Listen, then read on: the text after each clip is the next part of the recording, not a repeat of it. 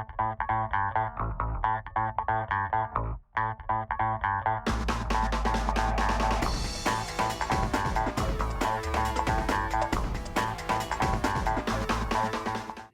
everybody, and welcome to another episode of 6 Degrees of Association. This one's been a little long in the making, and I'm so excited we're finally here. Mary Coppola, welcome from United Fresh.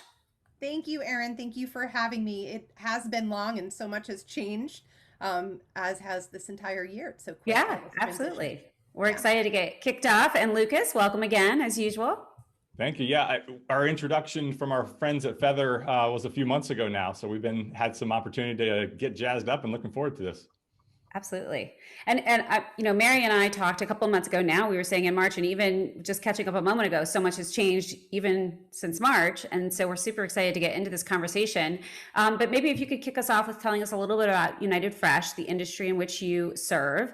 And then as we've noticed in the pre-call, we've got some branding exposure up there. Maybe you can lead us into thinking about BrandStorm for the audience. Absolutely. Yes, thank you. So, United Fresh currently is a North American trade association that represents the full vertically integrated supply chain of fresh fruits and vegetables. So, everyone from the grower all the way through to wherever you and I purchase or consume fresh produce, schools, restaurants, retail, wherever that point is.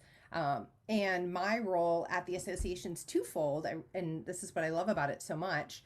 I'm the head of marketing communications, so of course, critical role in ensuring that the industry and our members know what the association's doing on their behalf.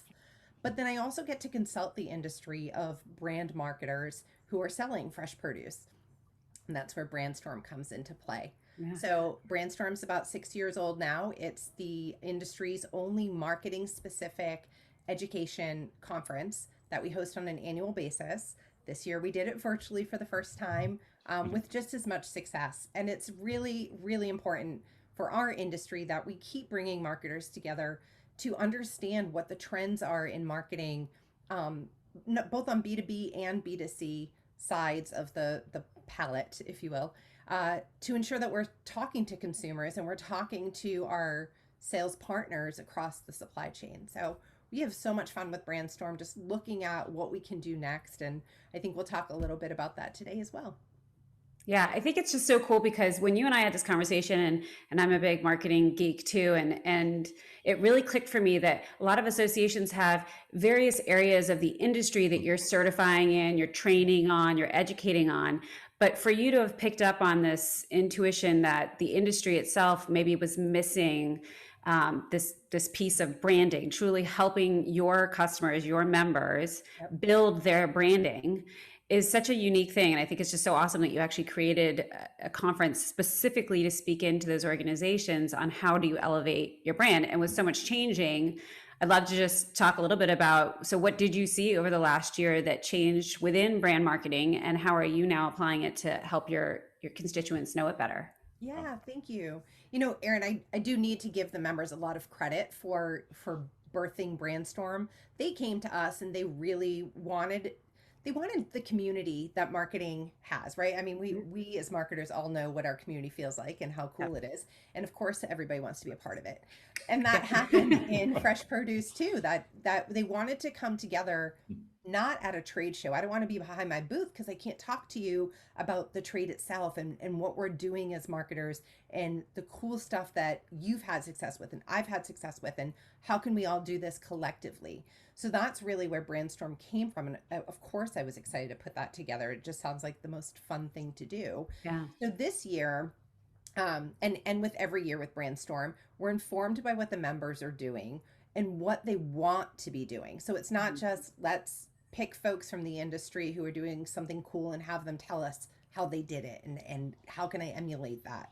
But what do we want to be doing? What is CPG doing? Because we look to that sector often and we always say, well, they have more money, so of course they can do Right. that. But there's so many things that we can borrow from their concepts and their strategies and their successes that we can afford to do that really would help grow consumption across the board and grow sales of fresh fruits and vegetables. And then, of course, we look at trends. And I think one of the greatest trends that we're looking at this year is where sound plays a role in reaching our consumer and even reaching our customers on the B2B side, right? We're on a podcast, so of course, Yep. this is one perfect example.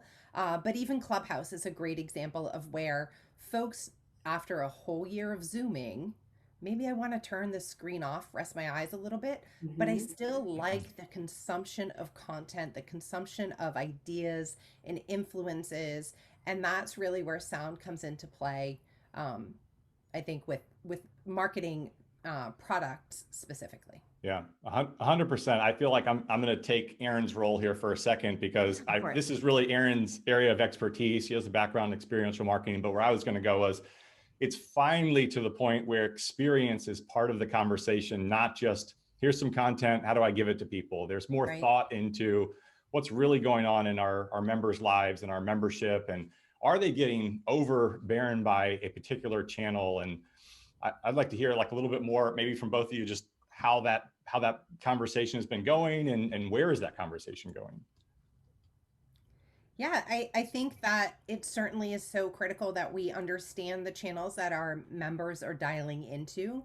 And if there's an opportunity to introduce them to a new channel, that we do it strategically and not just jump into a channel because it's exciting and I'm a Yeah. marketer and I'm excited, I want to try it, right? It has to be able to deliver on what they're looking for, which should be the lens that the majority, if not all of our decisions are made for our members. Are we creating something that's going to bring them value? One of the conversations we've always had about podcasts in the produce industry is maybe this is a great way to reach the farmer who doesn't sit at a computer all day long, who Right. checks email maybe once a day, maybe once a week, but we can't just keep reaching them through a traditional marketing method.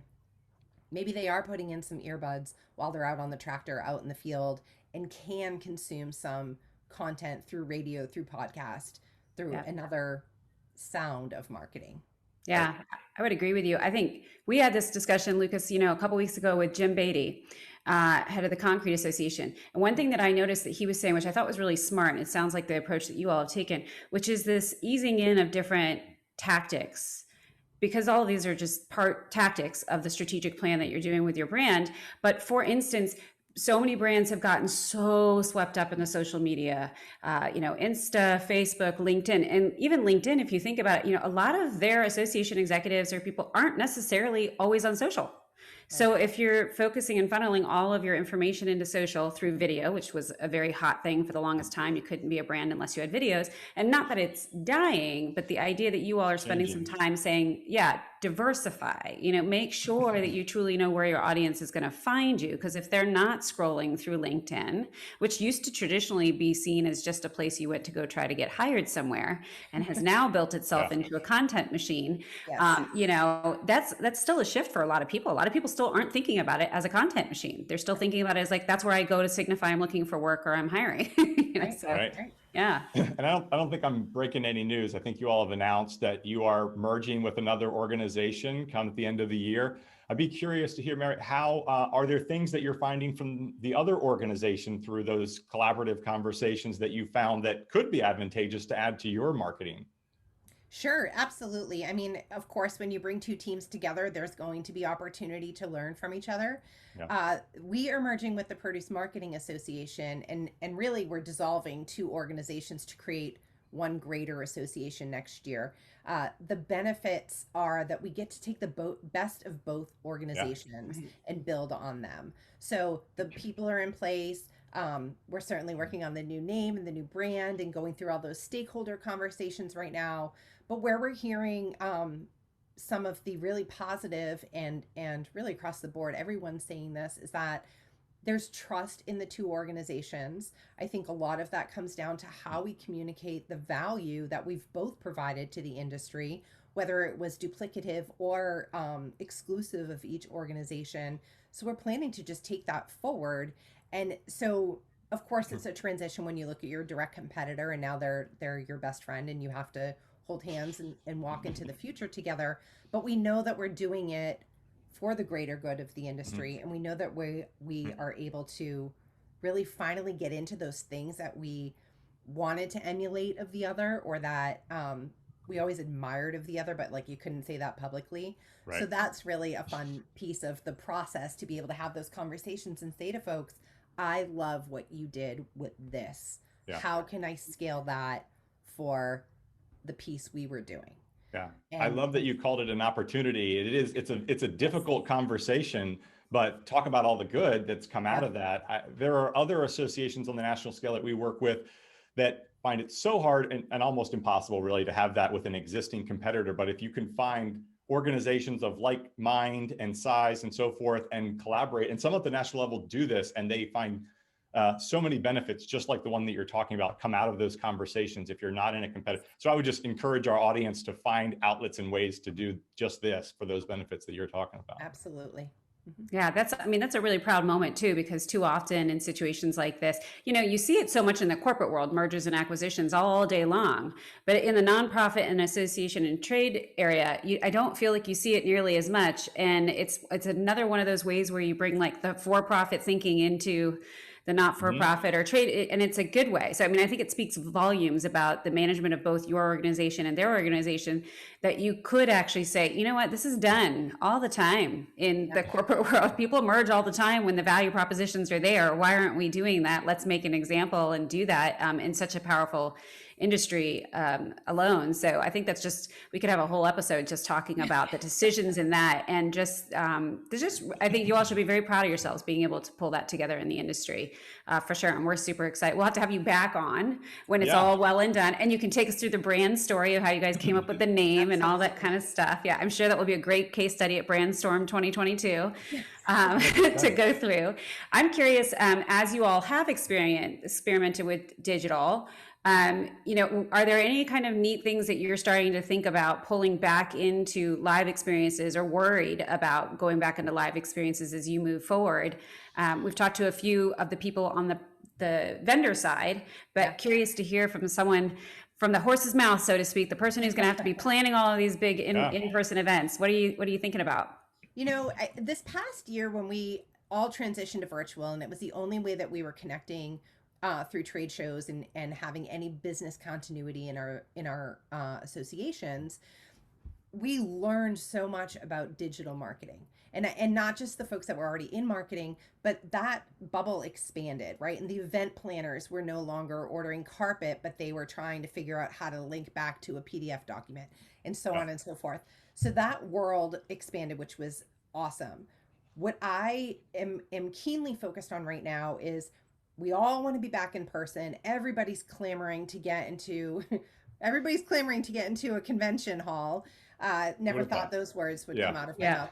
But let's not lose the foundation that we just built, those new skills that we just had success with. There really is going to be a marriage of the in-person experience and the digital experience. They can take place together on a trade show floor. We should not lose the momentum leading into that trade show. So it's not just, email your clients, set up meetings, and make sure that you're promoting through trade media that you're going to be there. There's so much more that you learned about attracting people onto a digital platform that should be implemented as you move into a show. And then when you're on that floor, take your 10 by 10 blinders off, right? You're not limited to just that physical space. And I think that the exhibitors that are going to have success this year are the ones that will be able to marry all of those pieces, right? So how are you collecting leads? Because you now have that tool set on your own. You don't just have to rely on show management to give you a lead retrieval device, right? So there's that you can do in the booth. Lucas, I said earlier, and I certainly believe in this, kill the business card. There's so many other ways, we're so focused on hands-free delivery and I don't want the server giving me my food to actually touch my food. Well, I also don't want to touch your business card when it's coming out of your hand. So with that mentality, what can we bring to the show floor that is also sustainable, that is healthy? I don't need paper anymore. There's so many ways to do that. And then of course the post-show, right? And just implement those digital elements. We were talking about sound, voice, podcast, Clubhouse. Send a video through a LinkedIn message. Don't just send a phone call or don't just do an email to your leads. There's ways to keep engaging that are different. We all know how to do it now. We have to implement it. Yeah. And my promotional products friends will either love or hate me for this comment, but do we have to have them at a table? Can we just like scan my information and yes, box it all up and send it to me, right? I just, all of that, Truly. using the QR code that we talked about before here as well, which has made its own resurgence. And now everybody's familiar and accustomed. And to your point, Mary, earlier, like you could do so much more with it. So Yes. how are you guys looking at that, for example? Yeah. Well, for United, we haven't really talked about it from our perspective, but we are encouraging our exhibitors to use QR codes more and more, whether it's capturing information, whether it's disseminating information. So as you plan for a show, for example, the opportunity to share sell sheets, to share contests or whatever it is that you're trying to, build up your database, use a QR code. Again, it's hands-free, it's clean. We're learning a lot from the restaurant industry who now there's, no printed menu, just scan your code because we assume everyone has a phone in their hand. Right. So continue to make that assumption as you move into not just the trade show cycle, but even with consumers. And this is a big focus on the B2C side for produce. I'll share a great example. My 14-year-old son ate a thing of raspberries this morning, flipped it over and said, "Hey, there's a QR code on the bottom here." Well, that's because companies are understanding, snap it and tell me who picked those berries, who grew those berries, where did they come from? There's so much we can do. And I'm so happy QR codes are coming back because they really were a dog for a minute. Yeah, they were.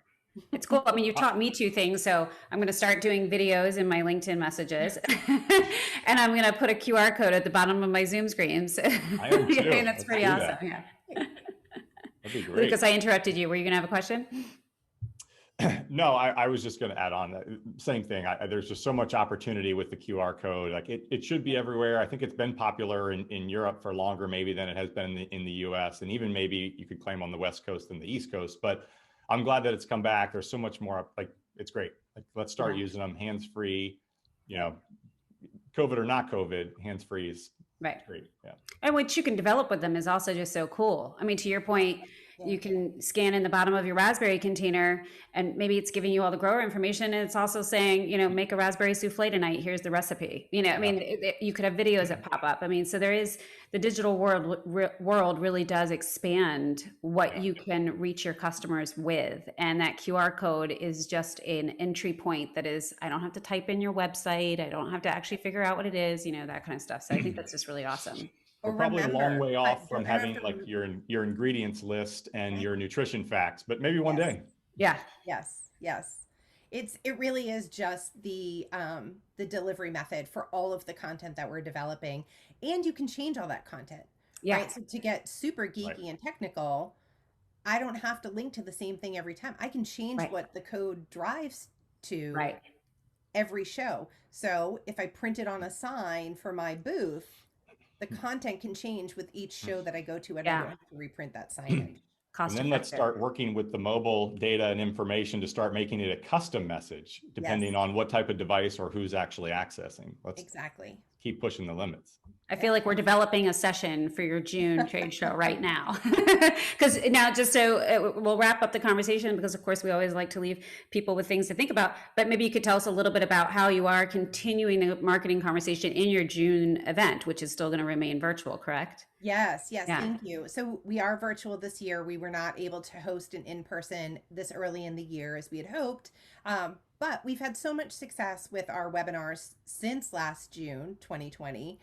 So we're going to continue with content, and we're taking a lot of the BrandStorm topics and we're going to be hosting those conversations every Tuesday throughout the month of June. So we have 5 sessions planned right now, just to ensure that the industry is keeping an eye on what's happening, what changes are happening, and that we can continue to build on those new trends and new techniques that we're using right now. That's awesome. Yeah. Great. Well, we always, go ahead, Lucas.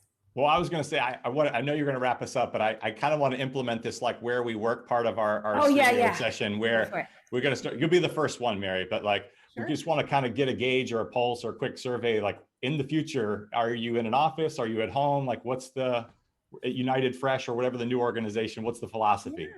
You And know, there's we no wrong probably, answer. no, it's actually, this is a great question for the status of where we are right now. We Yep. probably would have gone back into the office. United Fresh is headquartered in DC, Mhm. but Produce Marketing Association, our new partner, is headquartered in Newark, Delaware. And through the pandemic, both staffs went and worked from home. So as we move into the future with a new organization, we will be a work from home organization with the option to go into the office if you want. They'll still Yeah. be there, but we are Virtual mostly going first. to be work from home. Yeah. Very cool. Oh, Awesome. awesome. Well, and you've got such a nice branded space that it works for you. Yeah. All right. Well, we always wrap up our sessions, of course, with the 6 degrees of associations question. Mary, who have you been thinking about that you think our audience could benefit hearing from? So there is a woman in our industry named Amanda Kiefer. She works at the Healthy Family Project, which is a nonprofit, and she spoke at BrandStorm. We actually had a topic on empathy marketing and how to bring that into both your B2B and B2C communications. Very And cool. she is whip smart, and I would encourage you to reach out to Amanda. So that's my referral for today. Amanda, we're coming for you. And I remember in our discussion, we talked a lot about that nonprofit. So just such cool work that they're doing. I'm excited. Yes, great. Yeah. Well, thank you, Mary, for being here. Lucas, always fun to do this with you. And thank you, audience, pleasure. for seeing us. And yeah, we need to get the audio tracks going on this. Mary's put a tickle in our brain because we've been talking about it for a while. It sounds like you just gave me a lot of extra work here, but I'm going to have to get all these over to the podcast. You got it. Oh, good. Sound of marketing. I love it.